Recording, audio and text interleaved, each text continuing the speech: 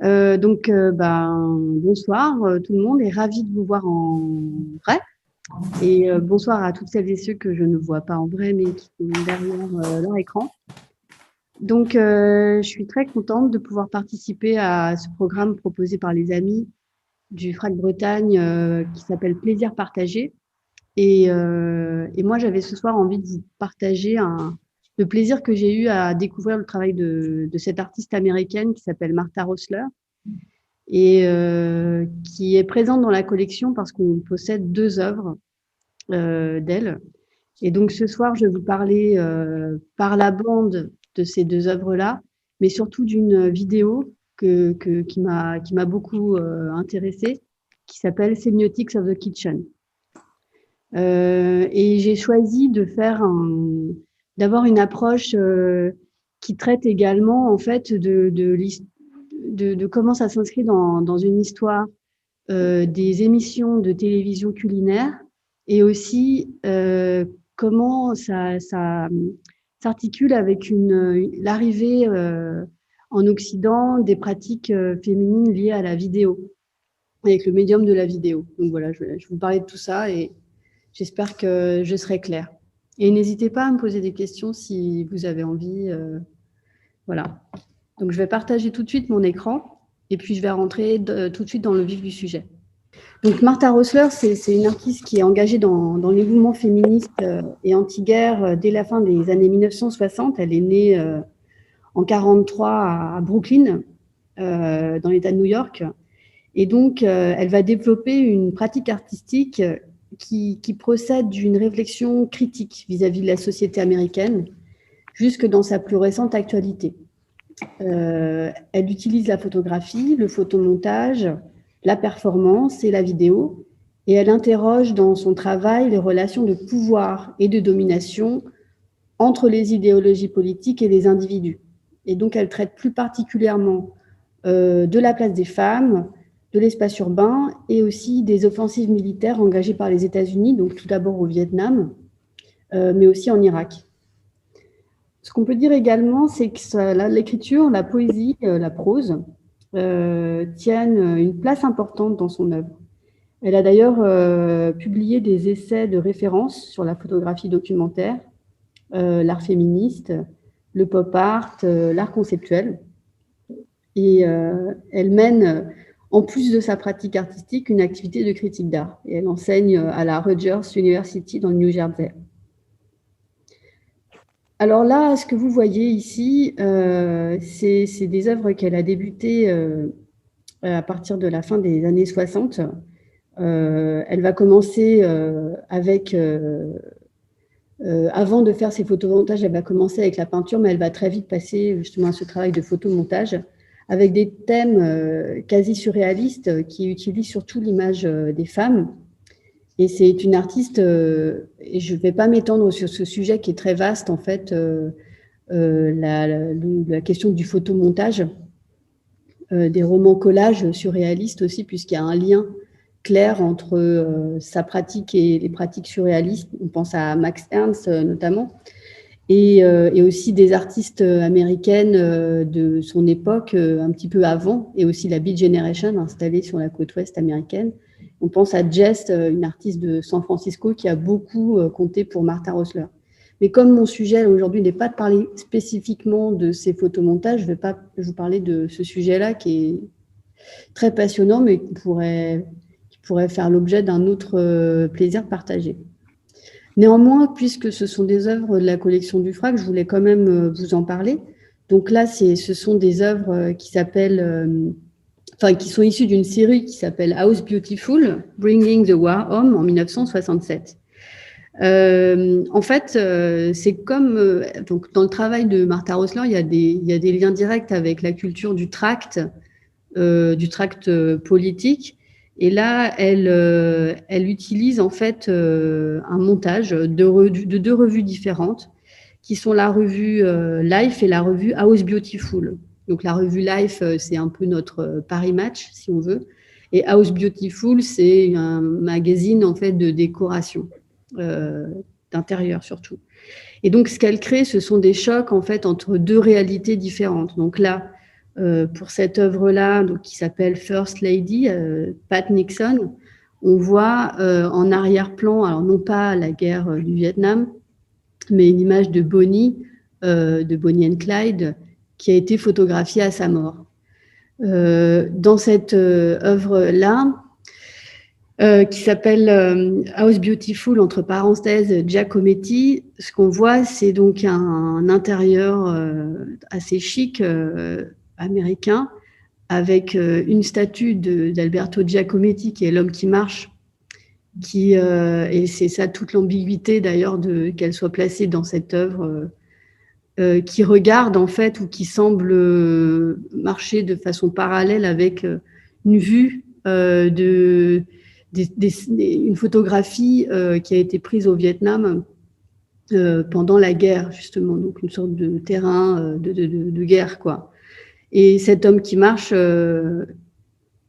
quand on pense au moment où il a été créé après la guerre, il symbolisait la difficulté à se relever, justement, et à marcher vers l'avenir face à cette image, résonne d'autant plus, quoi. Donc, elle a appelé cette série Bringing the War Home, pendant une période qui est celle de l'intervention accrue au Vietnam par l'armée américaine. Et elle joint donc des images de citoyens vietnamiens, donc on le voit après. Par exemple, ici, elle le joint par exemple avec des images de citoyens vietnamiens qui sont mutilés pendant la guerre dans le magazine Life, avec des images des maisons d'Américains aisés tirées des pages de House Beautiful. Elle a traduit avec cette série littéralement ce qu'on appelait là-bas la guerre de salon. Parce qu'en fait, ce carnage qui s'est passé en Asie du Sud-Est filtrait directement dans les foyers américains à travers des reportages télévisés. Et il faut savoir qu'à ce moment-là, c'est l'arrivée de la télévision, en fait, dans les foyers. On est vraiment dans les années 60, au moment où on s'achète une télévision chez beaucoup d'Américains et dans les classes moyennes en particulier. Donc voilà une des séries qu'elle a d'ailleurs continué de diverses manières encore jusqu'à aujourd'hui, qui a fait la réputation de Martha Rosler et qui elle est très connue pour ces séries-là. Je peux vous en montrer encore un exemple assez connu. Alors ce qui est intéressant, et je ne m'étendrai pas non plus là-dessus aujourd'hui, c'est la relation qu'elle entretient avec le pop art, parce que effectivement, quand on voit ce type, par exemple, d'œuvre-là, on sent qu'il y a un intérêt aussi pour l'iconographie pop. Et c'est tout l'intérêt d'ailleurs de Martha Rosler, justement, c'est ce lien qu'elle noue avec des pratiques qu'on pourrait juger éloignées de la sienne, comme celle d'Andy Warhol, par exemple. Et justement, dans cette critique politique assez nette, elle entre quand même en collision avec la pratique encore plus, plus nihiliste de Warhol dans sa critique de la société américaine, par exemple.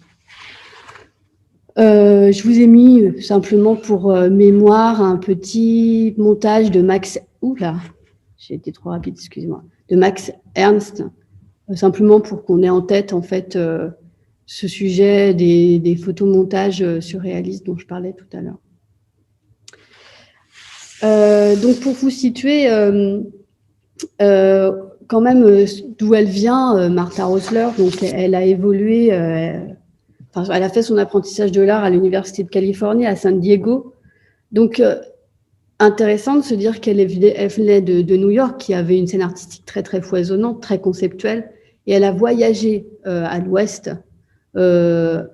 justement en Californie, à un endroit où l'approche artistique était très, très différente, avec l'université...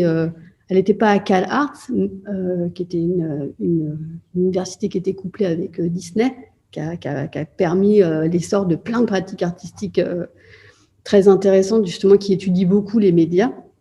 Mais elle a étudié à San Diego et elle formait un groupe avec des photographes tels que Fred Lonidier, Phil Steinmetz, Brina Connell et aussi Alan Sekula, que nous avons dans la collection, d'ailleurs aussi du FRAC. Je vous montre une image, par exemple, d'Alan Sekula, photographe aussi, photographe conceptuel, documentaire, qui a traité de beaucoup de sujets politiques dans son travail.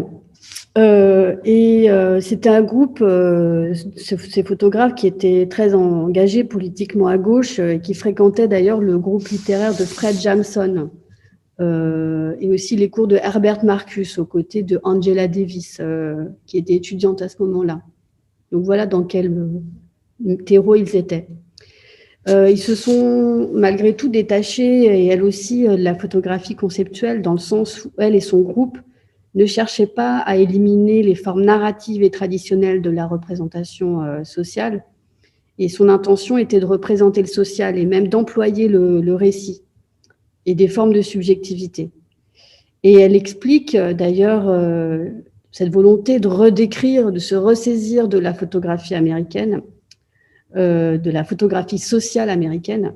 Elle disait « Aucun d'entre nous ne voulait réduire l'engagement de l'art à des sujets de la vie réelle, et nous voulions plutôt comprendre comment il était possible de rénover et réinventer les formes. » Donc, il y a une volonté de se réemparer de l'histoire de la photographie sociale américaine, qui a une histoire assez forte, en fait, dès les années 10, en fait. Donc, voilà. Donc, sans transition, je vous passe un petit extrait d'une vidéo. Et après, vous allez voir. J'ai choisi de le faire dans ce sens-là. J'espère que ça vous convaincra autant que moi. Pour vous situer un peu dans l'époque dans laquelle elle est, quand elle va faire Semiotics of the Kitchen.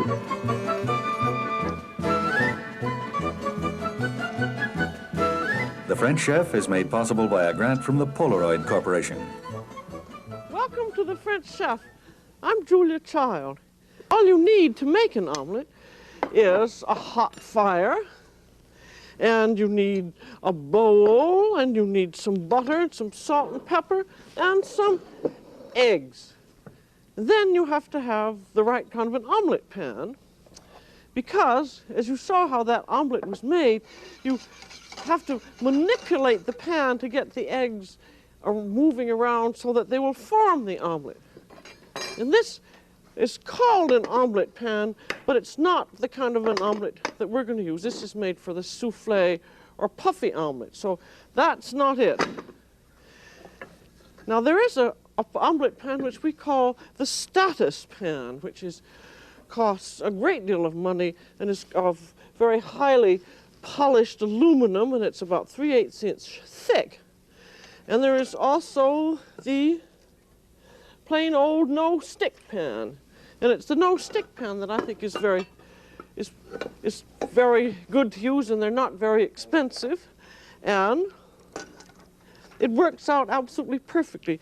What you want in a pan is a handle so that you can grab the pan by its handle, and you want sides that should be about 2 inches high.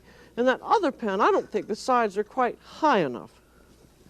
And the great thing about when you're doing the flat French omelet is what makes the perfect omelet. Well, it's how fast you do it. An omelet takes 20 seconds to do is all. And that's why if it takes longer, if you have more eggs, it takes longer to cook. And so more eggs makes a rather leathery omelet. And the best and the tenderest one is made out of 2 to 3 eggs. And you want a pan, this pan is about 7 to 7.5 inches bottom diameter. And that's just about the right size for the 2 to 3 egg omelet. Now I have there my 2 eggs. And then we just have a bit of salt and pepper, just a big pinch of salt, and then some freshly ground pepper. And that's your omelet base. And then beat it up. I'm using chopsticks. You can use a whisk. And if you'd like, you can beat in a little tiny bit of water. I'll put it in about a teaspoon of water there.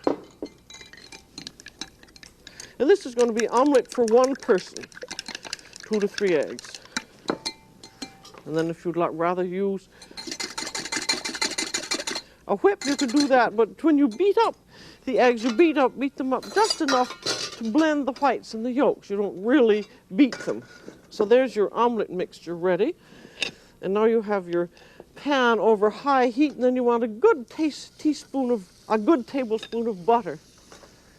And then you tilt the pan and let the butter go all the way around the edges and the bottom. And then the pan has to be very hot. You put this over highest heat. And then, just before the butter begins to brown, in go the eggs. And you should hear them sizzle as they hit the pan, and then you wait for a moment. Then you grab the pan and just begin swirling it flat around the heat, and then gradually jerking it towards you. There's your omelet turning over on itself, forming itself in the bottom of the pan. And then it's done. And you have to flip it over, and you flip it over by turning the pan upside down on the plate. I'm going to do that. Alors, la télévision américaine est née d'un projet qui était principalement commercial, donc elle a adopté très vite le principe des créneaux horaires quotidiens qui associaient les femmes au foyer à ceux du matin et du début d'après-midi. Aussi, les recettes de cuisine qui étaient largement assimilées à l'assignation des femmes à la cuisine, l'utilisation du discours des médias pour former à la consommation, ainsi que la place de la cuisine au cœur du foyer, sont-elles à l'origine d'un certain mode d'adresse télévisuel qui caractérisera les émissions culinaires pour des décennies à venir, c'est-à-dire la conversation au coin du four. Alors, les chercheuses féministes ont largement étudié les relations idéologiques entre la féminité, la préparation des repas et la division hétérosexuelle du travail domestique. Mais paradoxalement, les premières émissions culinaires, si elles s'appuient sur cette équation figée, ne montrent résolument pas le plaisir que l'on peut trouver à cuisiner et à manger. Pour de nombreux historiens de l'alimentation et de la télévision américaine, Julia Child, donc celle que l'on a vue par exemple, c'est l'exemple même du cordon bleu formé en France. Et à ce titre, elle a réinventé avec succès l'émission culinaire traditionnelle. Elle a vraiment augmenté d'ailleurs la popularité auprès des téléspectateurs. Elle a démystifié auprès des Américains la cuisine française pour la ménagère américaine encore novice. Et elle a surtout pris un plaisir authentique et communicatif à cuisiner, à manger. Jusqu'au début des années 2000, les émissions de ce type-là reposaient principalement sur le modèle des émissions cours de cuisine, comme je le disais tout à l'heure. C'était tourné donc dans ces décors-là, ça reproduisait les cuisines. Il y avait la caméra qui était le plus souvent fixe et qui est placée au niveau du regard et qui s'adressait directement aux téléspectateurs d'une manière détendue. Et après, il y a eu donc une évolution, mais là, je vais le dire très rapidement parce que ce n'est pas le sujet du cours, mais quand même que vous sachiez, puisque ça peut peut-être vous intéresser, comme beaucoup de Français, peut-être vous regardez des émissions de télévision culinaire, on ne sait pas. Il y a eu des augmentations de coûts et de production d'attachement à la valeur esthétique des programmes. Donc, on a impliqué des flous artistiques, des gros plans somptueux sur des ingrédients chatoyants. On a eu recours aussi à des présentatrices plus jeunes et plus attirantes pour cuisiner et pour indiquer aussi que l'activité n'était pas qu'une activité de besoin, mais pouvait aussi être un besoin, un loisir sensuel. Et puis, il y a eu également, et c'est de plus en plus le cas, l'apparition de ce qu'on appelle le gastroporn, qui signale en fait un désir généralisé de regarder, de documenter et de décrire la nourriture, et en particulier comme tout ce qui existe dans le... Enfin bon, bref, je ne vais pas rentrer dans le détail de tout ça. Non, ce que je peux dire pour finir là-dessus, c'est aussi qu'à partir des années 2000, des animateurs masculins vont faire leur apparition dans ces émissions-là. Et la différence, c'est qu'il s'agit à ce moment-là de chefs. Et puis, on va passer, ce sont des chefs cuisiniers. Et en fait, à partir de là, les formats d'émissions qui se tournent davantage vers la compétition et la professionnalisation des candidats. Et donc, on va passer du « voici comment cuisiner ceci » à « va-t-il ou va-t-elle parvenir à cuisiner cela ?» Donc, ça va modifier évidemment le principe de ces émissions. Voilà. Alors, je vais vous passer maintenant la vidéo de Martha Rosler qui date sensiblement de la même époque.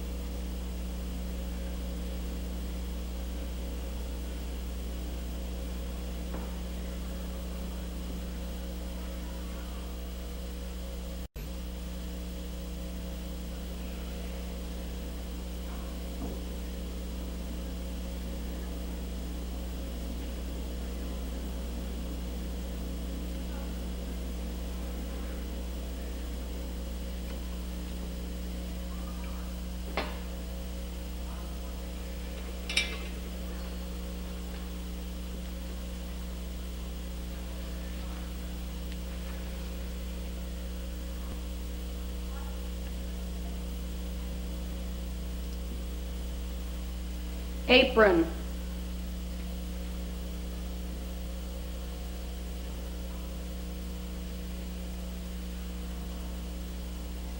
Donc Martha Rosler, elle est filmée là pendant 6 minutes en plan fixe. Elle a un tablier et le premier mot qui est prononcé, c'est apron. Chopper. Donc c'est d'ailleurs, ça veut dire tablier. Sur fond de cuisine équipée et moderne, cuisine, réfrigérateur et différents objets utilitaires, elle égrène un abécédaire des ustensiles de cuisine sur un ton varié.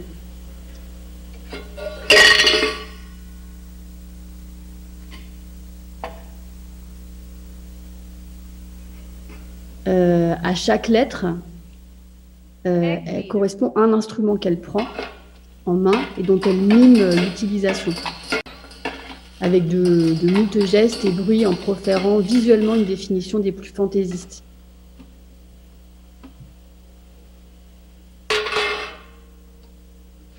Alors elle devient de plus en plus un peu dangereuse en fait à l'écran. La violence des gestes et du ton employé s'accentue au fur et à mesure de l'action, signifiant, comme le dit l'artiste elle-même, que lorsque la femme parle, elle nomme sa propre pression. Donc en effet, l'univers féminin semble ici se confondre avec les objets qui constituent sa fonction, préparer de la nourriture, et l'espace clos qui désigne son lieu, la cuisine. Elle emprunte ici le discours qui est le discours normatif de la sémiologie, l'objet comme signe qui renvoie à un référent, la manière dont les objets doivent être utilisés, et elle montre à quel point celui-ci, même sous couvert de la scientificité, enferme la femme dans l'univers où la société la confine. Alors, contrairement à une émission culinaire traditionnelle, la fonction de la cuisinière tourne ici à vide, car aucune transformation de nourriture ne vient récompenser le travail accompli. Il s'agit d'une simulation. Moi, je dirais aussi presque une parodie, quoi. Comme la démonstration des gestes qui sauvent, mimés par les hôtesses de l'air avant le décollage des avions, si on veut. Et dans cette vidéo, c'est là que le langage des signes et sa rhétorique s'enrayent et portent peu à peu un nouveau discours. Donc le couteau est planté rageusement dans l'espace, il ne simule plus un découpage de viande, celui d'une révolte, d'une violence et d'une douleur qui sont exprimées dans le seul cadre possible dont celui dont dispose la femme et qui cadre la vidéo en fait, quoi. Donc le détournement de l'usage habituel des instruments trouve son aboutissement dans les dernières lettres de Opener. cet abécédaire de la contrainte qui n'indique plus aucun objet. Mais je vais attendre qu'elle y arrive.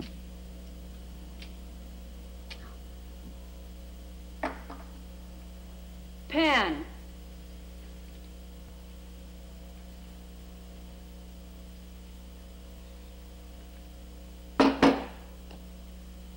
Quart bottle.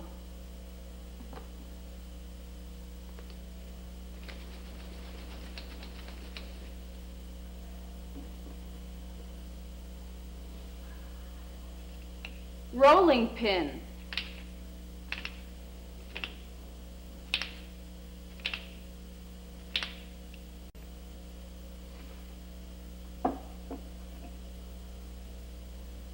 Spoon.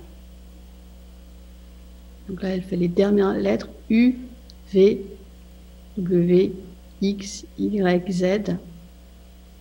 Donc là, ça ne désigne plus un attribut artificiel, mais que le corps entier de la femme entièrement instrumentalisé. Donc là, ici, elle détourne quelque part, puisqu'elle appelle ça Semiotic of the Kitchen, la sémiologie de sa rigueur et de son anti-historicité structuraliste, puisque seule la femme peut parler le langage de la cuisine moderne. Elle est aussi la seule à pouvoir la détourner et à la prendre à son propre piège. Donc on peut dire que la femme sort de son couloir et de son lieu commun. C'est la femme dérangée qui dérange, où l'ordre social l'avait placée. Et donc une grande partie du travail de Martha Rosler porte sur la déconstruction des codes de représentation de la femme mère dispensatrice de nourriture, qu'elle soit réelle avec les aliments ou alors métaphorique avec le sexe, puisqu'elle va faire ça aussi de cette façon. Elle explique aussi, ça c'est une petite anecdote, qu'elle a utilisé le loft de quelqu'un. Alors, quand on dit loft aujourd'hui, ça nous paraît très chic, mais en fait, dans les années 70, un loft, c'était surtout un espace industriel réaménagé plutôt assez modeste, en fait, d'usage. Parce que la cuisine ne devait pas avoir l'air d'une cuisine de banlieue. Elle devait avoir l'air d'un agencement insolite, d'indication d'une cuisine. Donc voilà, donc Semiotic of the Kitchen, c'est vraiment, par son titre, la mise en jeu des systèmes théoriques et artistiques dominants à cette époque, à la fin des années 60 et au début des années 70. Donc voilà. Ce qu'on peut dire par rapport à cette œuvre, c'est qu'elle s'inscrit dans tout un processus que Martha Rosler a créé, que la critique d'art qui s'appelle Annette Michelson a nommé la food chain, c'est-à-dire la chaîne alimentaire, puisque dans l'œuvre de Martha Rosler, on aborde beaucoup cette histoire de la servitude domestique. Elle aborde aussi l'anorexie, les exigences et les contraintes imposées aux femmes à travers une dynamique de fétichisation de la marchandise. Et elle va créer d'ailleurs une œuvre qui s'appelle A Budding Gourmet. Alors, dans cette œuvre-là, c'est une vidéo qui est un récit aussi à la première personne. On voit une silhouette de femme qui décrit ses efforts et ceux de sa famille pour améliorer leurs pratiques culinaires, avec des images sous forme de slides, un peu comme on voit là, qui s'intercalent dans son discours et qui évoquent la restriction et l'abondance, la place de producteur et celle de consommateur. Et dans une autre œuvre qui s'appelle Losing a Conversation with the Parents, qui date de 1977, elle reprend les codes du soap opéra et l'interview télévisée. Et là, elle discute avec... c'est une discussion, plutôt, on assiste à une discussion entre des parents et une jeune fille décédée d'anorexie qui s'égare autour de questions géopolitiques de la faim dans le monde. Donc voilà, pour vous situer aussi le contexte d'intérêt autour de la nourriture de Martha Rosler. Elle a fait une interview avec une artiste qu'on expose en ce moment au FRAC Bretagne, qui s'appelle Pauline Boudry. Vous avez vu, je pense, l'installation à l'étage. Et Pauline Boudry l'interroge à propos de tout ça. Et Martha Rosler lui répond l'un de mes premiers objectifs était d'introduire dans le monde de l'art toutes sortes de sujets interdits, surtout parce que nous étions en plein dans une guerre obscène et répugnante. Donc là, elle doit parler des œuvres qu'elle a développées autour de la guerre du Vietnam. C'était vraiment une question qui me tenait à cœur, tout comme à beaucoup de gens de ma génération d'ailleurs. Je sentais fortement que le monde traditionnel de l'art ne permettait jamais aux artistes d'exprimer dans ce cadre leur protestation contre la guerre. En même temps, je ne voyais pas l'intérêt d'introduire des débats sur la guerre dans les musées ou dans les galeries d'art. Je voulais aussi me pencher sur d'autres questions concernant le pouvoir social et notamment sur les femmes et leurs relations avec le pouvoir dans la vie quotidienne. C'était donc ces deux problèmes capitaux qui m'intéressaient et comme vous le dites, je voulais y inclure des questions de classe parce que de toute évidence, c'était un sujet important en Amérique, surtout depuis qu'on feignait de l'ignorer. Donc voilà. Alors à l'époque, il y a plusieurs artistes femmes qui vont orienter aussi leur production sur cette déconstruction de leur image telle qu'elle est véhiculée par les médias populaires et l'art. Et il y a des artistes comme Hermine Fried, Max Almy, Dara Birnbaum, Linda Benglis, Ulrike Rosenbach, Frédéric Bezol, Vali Export et Neil Alter. Elles ont produit un certain nombre de vidéos dans les années 70 et je voulais vous en montrer une qui est une œuvre de 74, donc à peu près la même période que Semiotics of the Kitchen, une œuvre de Hermine Fried qui elle est née en 1940 et décédée en 98. The depicted images did not necessarily happen in the same order in which the paintings were originally created. Did the artists alter history to fit their own ideologies? Have we, or they, reinterpreted the past in order to have it fit our own or their own model of the present? This has surely happened in the past. Probably a little wrinkle. Okay, all right, hold there. And stand by, and action. Okay. Does anybody have a light?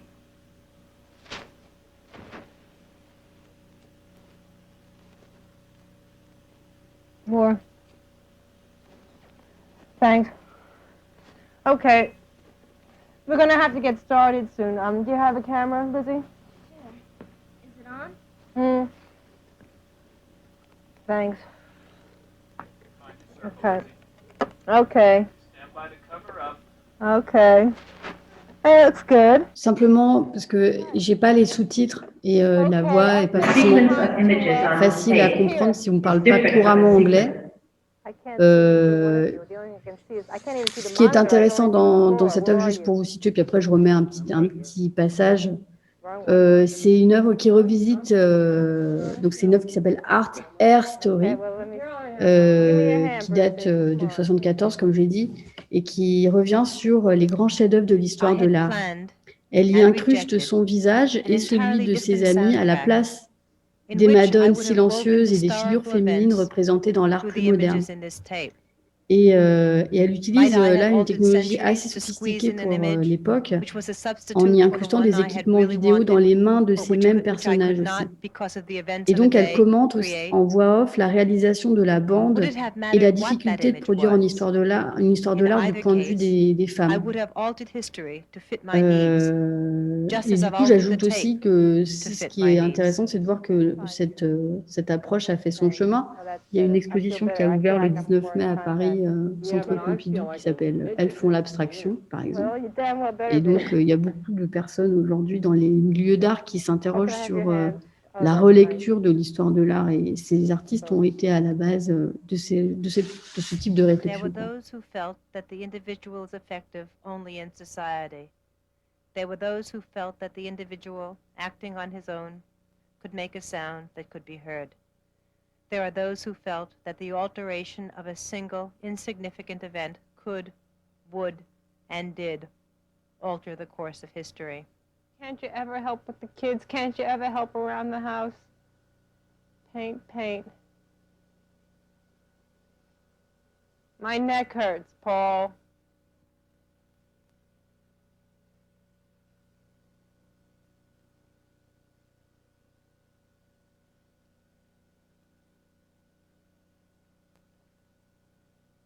Missed. But how can I possibly test that theory? Play back the tape and change it? How will you have known? And how can you know, unless I tell you, which I may, that this was, in actuality, the first image that we recorded, merely as a test without a soundtrack? You might know, because there is, or was, no soundtrack. But how could you know unless I told you, and I may, that I didn't merely leave it out? And how would you know, unless I told you, and I may, or may have already told you, that until today, or yesterday, an entirely different soundtrack was planned, which was different in turn from the original intentions of the tape? Et je voulais aussi vous montrer un court extrait d'une œuvre de Dara Birnbaum, qui est une artiste aussi américaine, elle, un peu plus jeune, qui est née en 1946. Et elle, dans sa vidéo, que peut-être vous avez déjà vue, qui s'appelle Technology Transformation Wonder Woman, 1978-1979, elle utilise la répétition pour exténuer le stéréotype de la femme super-héroïne de la série télévisée Wonder Woman.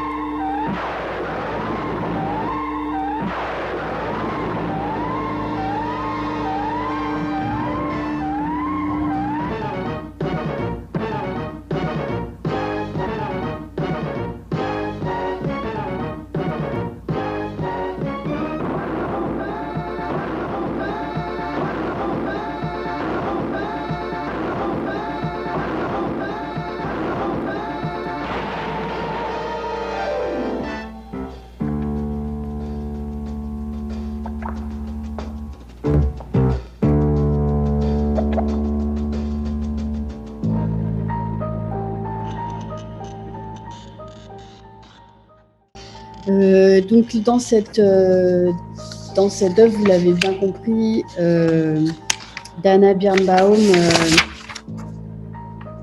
emprunte des images de la série et puis elle les manipule par isolement et puis par répétition.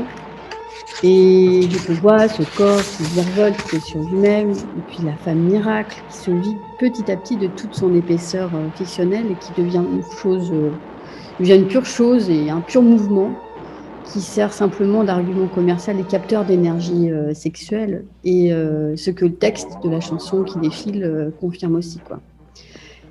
Une chose intéressante qu'on peut relever, qui a été relevée par la spécialiste de la vidéo Anne-Marie Duguet, historienne de l'art, c'est que l'apparition de la vidéo, le développement de la vidéo plutôt, coïncide assez précisément avec celui du mouvement féministe en France. Et elle estime que la relégation des femmes à la télévision comme au cinéma, dans des tâches subalternes de la production, ce qui n'a pas toujours été le cas d'ailleurs au tout début du cinéma, où leur difficulté à accéder à certaines catégories d'emploi, techniques par exemple, justifie leur recherche de structures d'expression plus ouvertes et plus légères, comme la vidéo.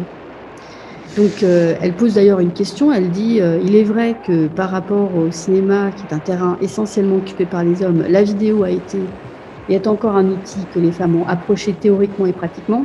En cela, la vidéo constituerait-elle le pendant féminin du cinéma? Donc il y a toute une histoire qui est en train de s'écrire en ce moment sur cette dimension-là. Il y a une œuvre dont je n'ai pas parlé, pourtant assez centrale sur la côte ouest américaine autour de la nourriture et qui s'est fait connaître surtout par un travail de performance, c'est Judy Chicago. Je ne vais pas rentrer dans son travail qui est assez immense et simplement vous montrer une photo de cette œuvre qui est un dîner, en fait, un très grand dîner, très travaillé, qui réunit un ensemble de personnes et beaucoup d'œuvres de Judy Chicago ont trait à la nourriture, au partage et à la communion, en fait, la communauté autour de la nourriture.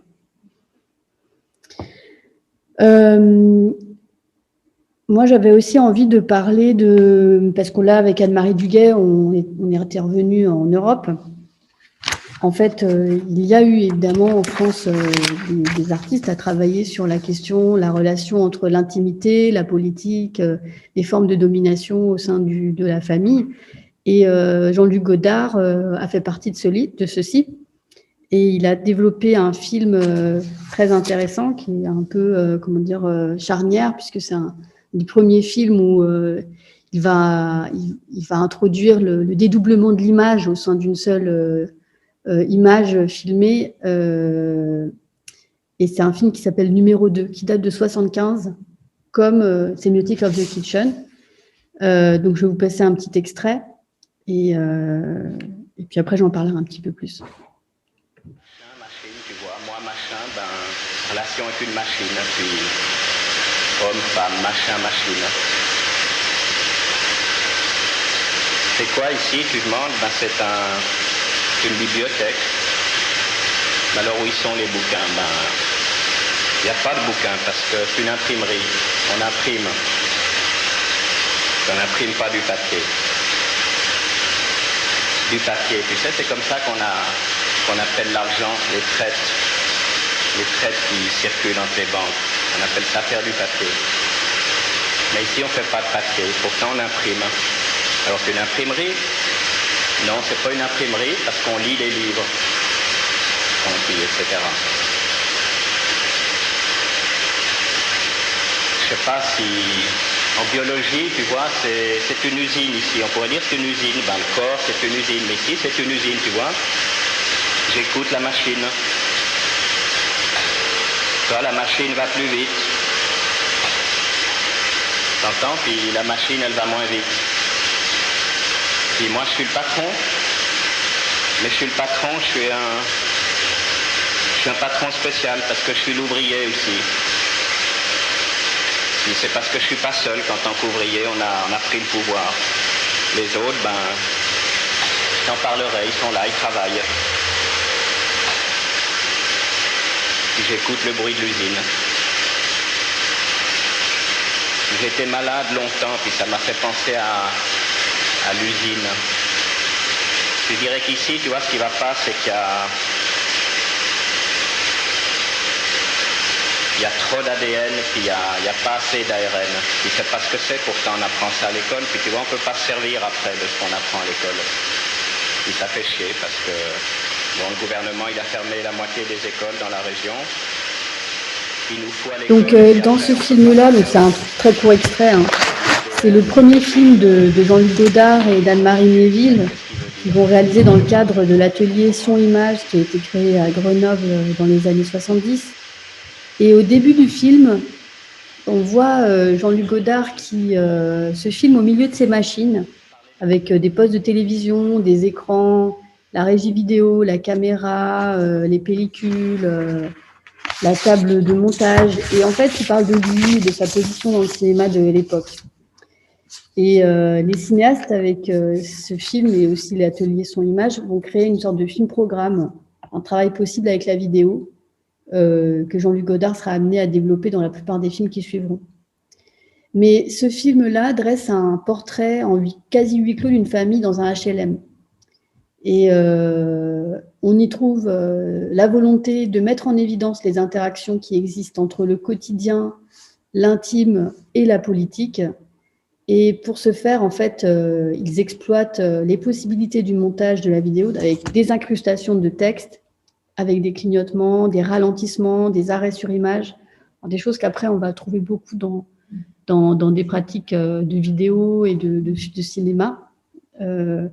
Et ils font ça pour mettre en relation au sein d'une famille le rôle que joue le sexe, le travail dans la condition féminine, qui est vraiment centrale, parce que la voix de l'actrice Sandrine Baristella est omniprésente, en fait, avec cet accent du Sud d'ailleurs, et puis aussi la voix de l'homme. Il parle beaucoup du travail domestique, de l'obligation d'avoir des relations sexuelles comme une forme de rapport de travail au couple. Enfin, il y a quelque chose d'assez intéressant dans leur analyse mutuelle de penser le travail, la domination au sein de leur couple, etc. Enfin, il parle de ça.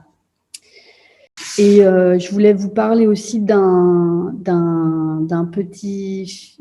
film aussi qui pour moi, enfin là on est dans un plaisir partagé. Alors du coup, je vous partage que ça, c'est un artiste sur lequel moi j'ai consacré mon travail de recherche quand j'étais à l'université, qui s'appelle Haroun Farroki.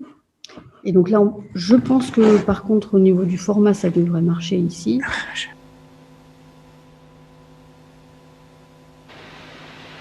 Eine Aussage vor dem Vietnam-Tribunal in Stockholm.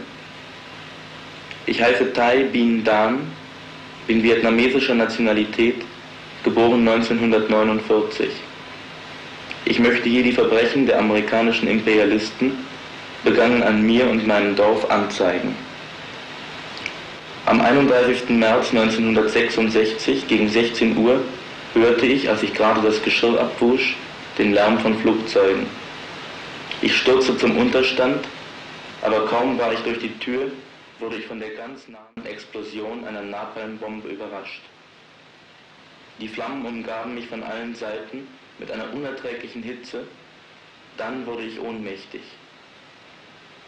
Das Napalm hat mich am Gesicht verbrannt, an beiden Armen und Beinen. Mein Haus wurde ebenfalls verbrannt. Nach 13 Tagen Bewusstlosigkeit erwachte ich in einem Bett eines Krankenhauses der FLN. Wie können wir Ihnen Napalm im Einsatz und wie können wir Ihnen Napalmverletzungen zeigen? Wenn wir Ihnen ein Bild von Napalmverletzungen zeigen, werden Sie die Augen verschließen. Zuerst werden Sie die Augen vor den Bildern verschließen. Dann werden Sie die Augen vor der Erinnerung daran verschließen. Dann werden Sie die Augen vor den Tatsachen verschließen. Dann werden Sie die Augen vor den Zusammenhängen verschließen. Wenn wir Ihnen einen Menschen mit Napalmverletzungen zeigen, werden wir Ihre Gefühle verletzen. Wenn wir Ihre Gefühle verletzen, dann kommt es Ihnen vor, als führten wir Napalm an Ihnen und auf Ihre Kosten vor. Wir können Ihnen nur eine schwache Vorstellung davon geben, wie Napalm wirkt.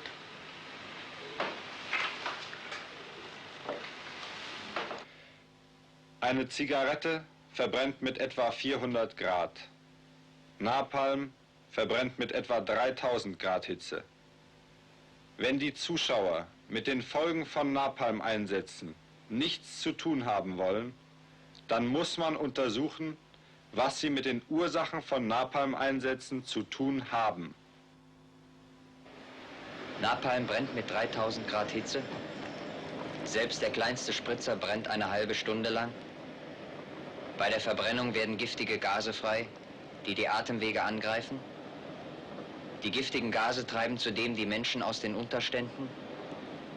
Im Bereich von 80 Metern gibt es kaum ein Überleben. Brennendes Napalm B, eine Neuentwicklung, lässt sich nicht von der Haut abwischen. Brennendes Napalm B schwimmt auf dem Wasser.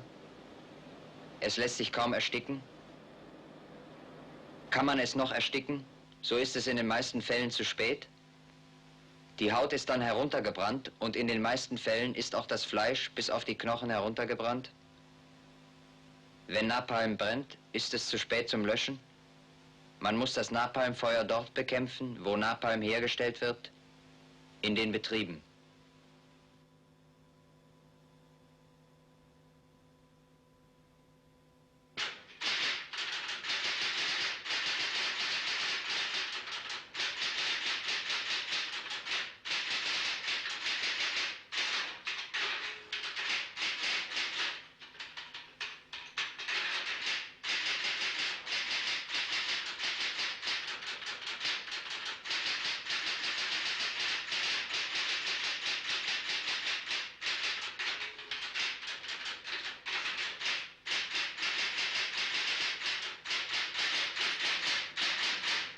Das State Department will uns einen neuen Auftrag erteilen.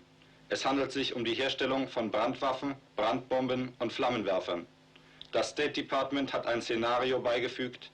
Hier stehen die Beschreibungen von Kriegssituationen und wir sollen für jede Situation eine Waffe oder ein Waffensystem nach Maß entwickeln und produzieren. Mr. Doan, Sie wissen, ich bin nicht für den Krieg. Aber da wir den Krieg in Vietnam einmal begonnen haben, werde ich alles, was in meiner Kraft steht, tun, ihn schnell zu beenden. Für Ihre Arbeit stehen Ihnen alle Mittel des Hauses zur Verfügung.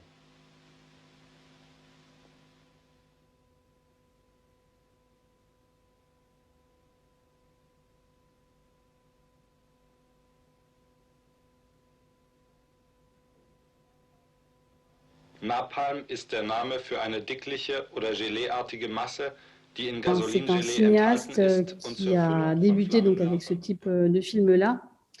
Et comme quelque part Martha Rosler et aussi Jean-Luc Godard et des artistes qui réfléchissent à la représentation au fait de parler en fait de la guerre et des attaques militaires, c'est toute la question, c'est comment faire écho à notre quotidien, à nous, enfin, comment faire écho à notre quotidien. Et quand il parle de la difficulté à parler de la brûlure au napalm, on fermerait les yeux, comme il le dit dans sa vidéo, si on voyait un corps brûlé au napalm. En revanche, la brûlure à la cigarette est dure à voir, mais elle est quand même possible à saisir, quoi. Mais et toute cette question de la représentation de la guerre et aussi d'un rapprochement intime en fait à ces questions politiques. Donc quand il explique justement ce geste, il explique en 2003, puisqu'il a fait un film en fait qui revient sur cette expérience-là. Il dit: par cet acte, je cherchais à retrouver un ici et maintenant. Le Vietnam était loin et le contact ponctuel avec la chaleur devait me le rendre plus proche. Cette petite démonstration obéissait à une intention iconoclaste. Elle était dirigée contre les appareils cinématographiques et confirmait pourtant, en tant que séquence non montée, la force de persuasion de l'image filmique. Donc là, le geste tend à mesurer les effets du réel et agit comme une parade à la fiction de la représentation habituelle d'une guerre lointaine.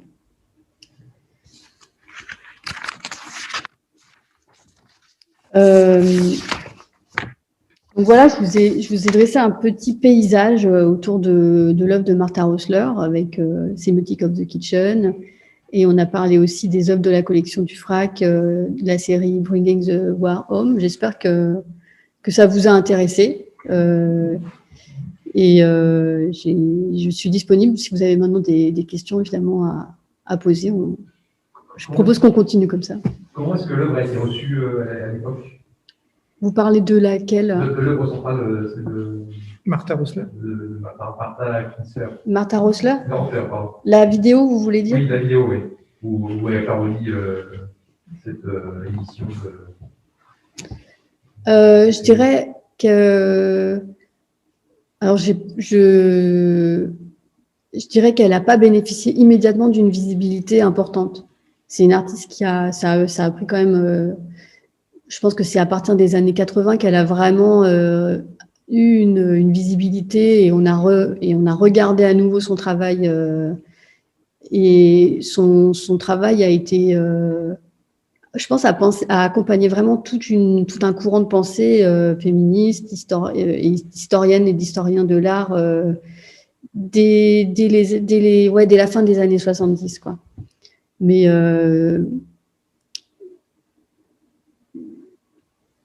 il n'a pas, enfin disons, c'est pas un travail qui a créé une polémique spécifique. Est-ce qu'on pourrait dire qu'elle avait un peu d'avance sur son temps en fait avec cette œuvre? Bah, je pense, pour moi, oui. Je pense que oui, parce que elle a fait partie des premières à critiquer cette place en fait accordée aux femmes. Donc, en 75, même si la pensée féministe était quand même très très répandue, elle était quand même minoritaire. Donc elle a fait partie de ces artistes assez pionnières quand même. Ouais.